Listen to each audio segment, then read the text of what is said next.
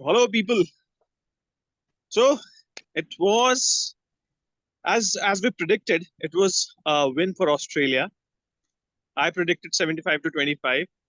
Sandeep predicted 90 to 10. Am I right, Sandeep? It's 95-5, yeah. 95. So it was. I think neither of us we were I right think, that in Australia was yeah. going to win, but I think it should have been 85 to 50 the way match panned out. Nonetheless, Pakistan is now their campaign is in doldrums. As we said, both Sandeep and I, Pakistan's batting doesn't have fifth gear, and that's where they were found wanting yesterday. Because Pakistan needed to hit fifth gear right from the start, and people who watched that game, they'll understand that in spite of getting such a good start, Pakistan was never able to hit fifth gear. If you have to chase down 368, then you need to have you are probably need to be say 80 for none after 10 overs, but they were 60 for none. So that tells you the problem where the problem lies. They don't have players who can play in the fifth gear. Mohammad Rizwan, I think Mohammad Rizwan, whatever he scored, it was more detrimental. That kind of innings is more detrimental to your efforts rather than helping your efforts. When you're chasing 367, you need uh, uh, 25 ball 40, not run a ball 40. So that's where it went wrong. Babar Azam, as usual, is as they call fondly in Pakistan, is he's getting names. He never. Whenever they are comparing him with Kohli, they say that he never wins. He never clicks in crunch matches in chases. When they're chasing a big score. So it was proved once again yesterday that Babar Azam needs to work a lot as far as his one-day batting is concerned, especially while chasing. When they are chasing big scores, he need to make himself count. And और कल भी पाकिस्तान में मैंने सुना है कि कोई 1-2 crore TV भी टूट गए हैं तो कोई नहीं चलो किसी को तो फायदा हुआ कोई जो टीवी बनाने वाली कंपनीज है वहां पे जो भी whomsoever is major manufacturer must have thought कि इंडिया तो वो ऑस्ट्रेलिया जीत ही जाए भाई तभी हमारे टीवी और कुछ बिकेंगे चलो कोई बात नहीं उम्मीद पे दुनिया कायम है बट पाकिस्तान की उम्मीद तो भैया टूटती नजर आ रही है इस वर्ल्ड कप में as we said, it seems they are going to book their tickets back home soon. So that was about uh, Australia, Pakistan. Few quick comments and a bit of humor. So now I'll pass it on to Sandeep for his serious comments. Sandeep, See, over to you. I'm not surprised at all watching that particular game, Australia versus Pakistan. It all went on expected lines. In fact, Pakistan were never in the game, though the scoreboard might look that Pakistan have lost by about 60 odd runs.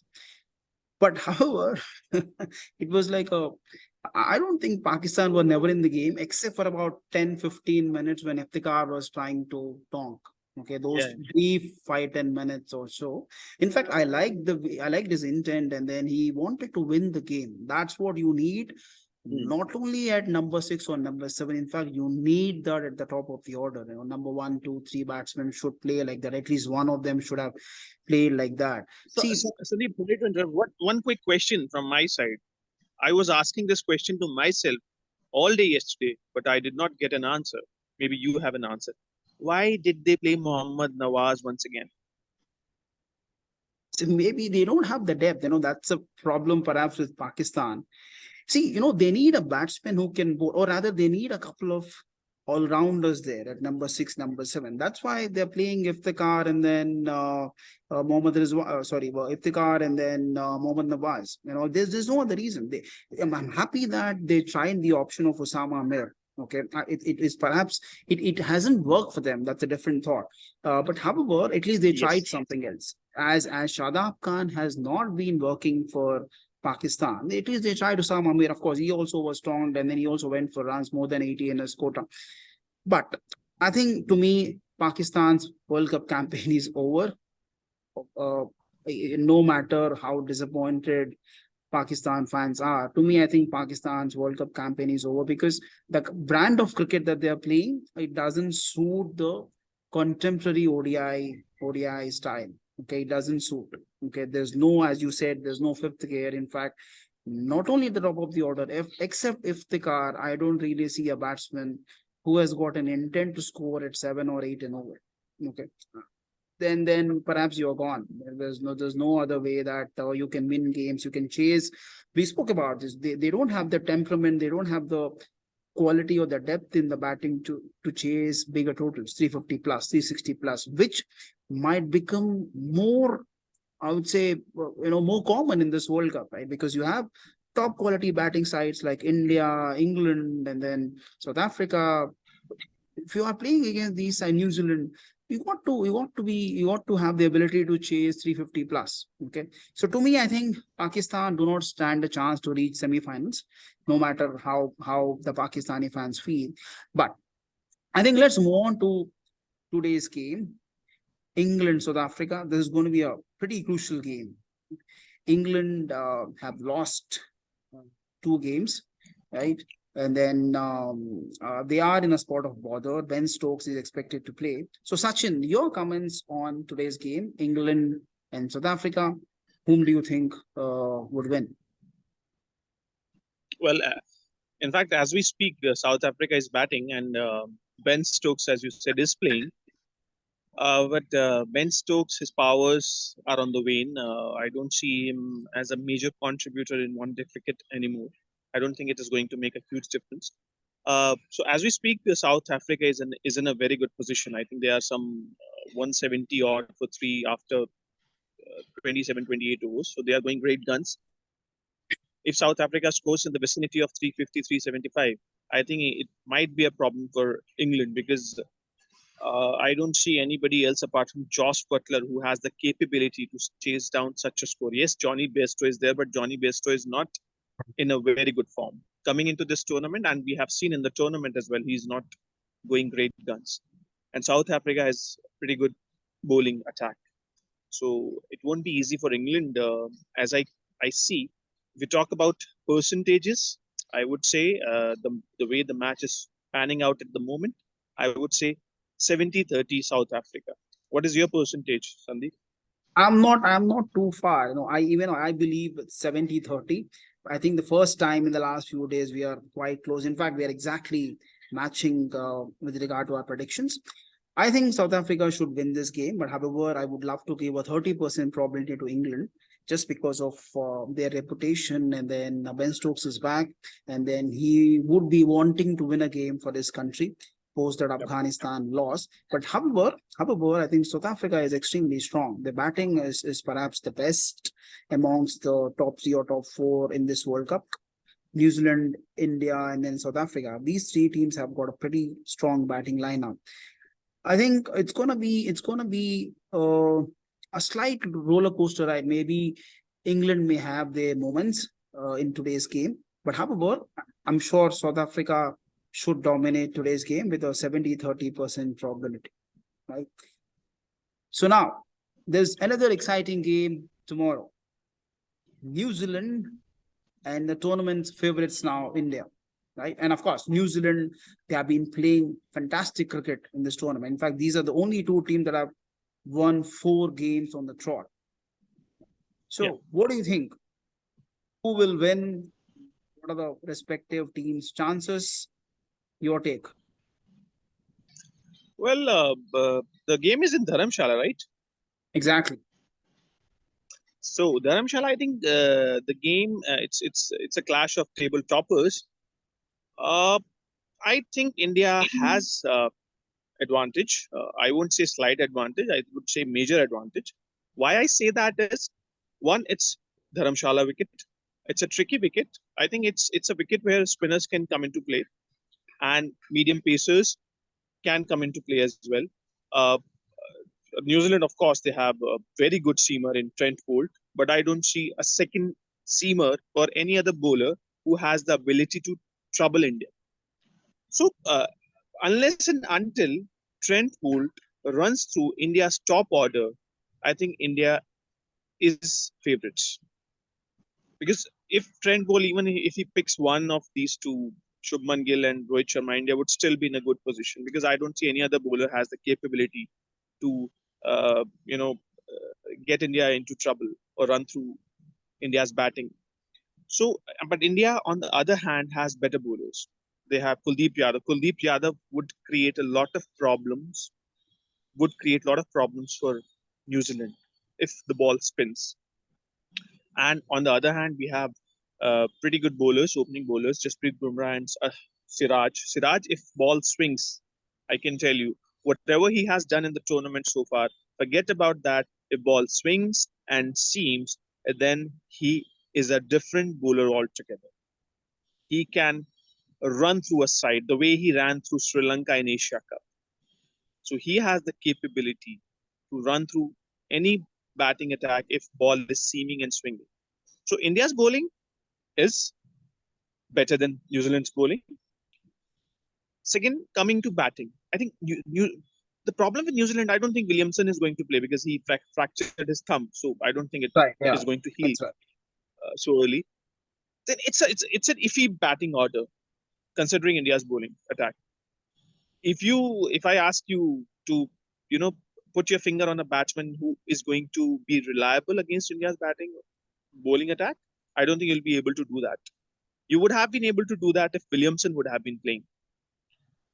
So New Zealand's batting and their bowling, apart from Bolt, is weaker than India's batting and bowling. So that's why I'd say India is favorite.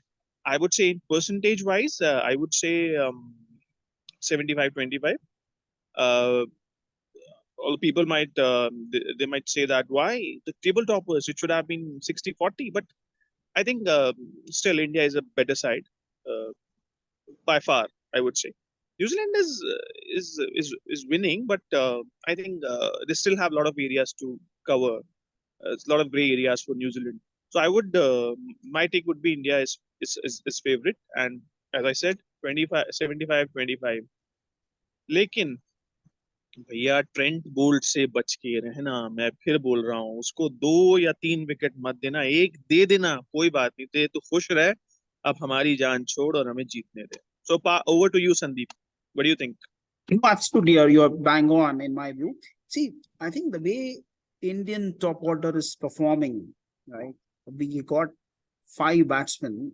Maybe Shreyas Iyer hasn't fired much as we would have loved to see him, but however, Rohit Sharma, Shubman Gill, KL Rahul, Virat Kohli, all these folks have been in great form. That does resonate something, that does resonate a lot of confidence amongst the Indian fans who may think that, okay, perhaps Rohit Sharma is a little weak against the ball that comes in on a track like Dharamshala against Trent Bolt. But however, we still have Virat Kohli, we have KL Rahul, and then Rohit Sharma himself has been in great form, and then he's been playing a lot of positive cricket, which I think is a significant boost for India. In fact, as we discussed during the last game as well, right? Rohit Sharma and Shubman Gill gave us a pretty good start. That's important for us. Even tomorrow, if Rohit Sharma has to get out, if at all he gives that initial boost for India, it may be 60 for no loss or 75 for no loss in about 10 full overs. I'm sure Rahul and then Virat Kohli should take over from there onwards.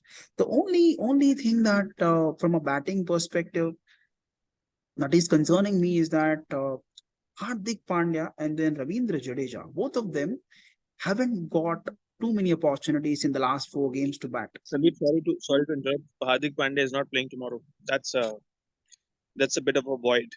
That's I okay. forgot to mention that it's a bit of a void. So yes, that would be a concern because Pandya, with his bowling and of course his reliable batting in one days, India is going to miss him. So let's India, see yeah. if who is going to take his place.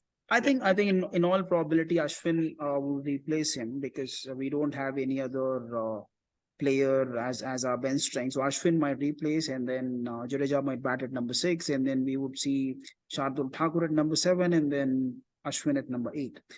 See, it doesn't really debilitate the Indian batting lineup a lot because we have been winning, and then we won 4 games on the trot without any significant help from number 6 or number 7 batsman.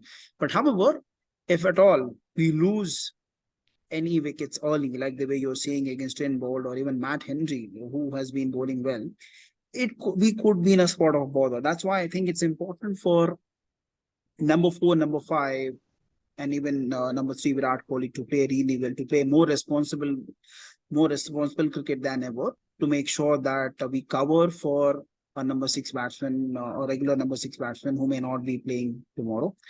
And then bowling, I think we have been in top form, exceptional form, I would say. Jasprit Bumrah and then Kuldeep Yadav. I again would go with these two bowlers for India who may perform well today. I'm sure they should deliver their best.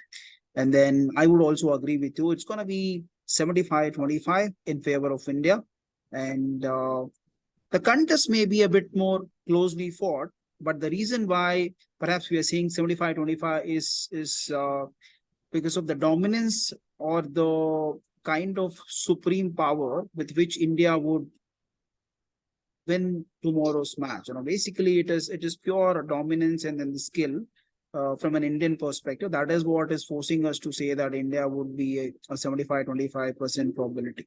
So that's all from my end. Let's make sure that we witness a great contest tomorrow between India and New Zealand.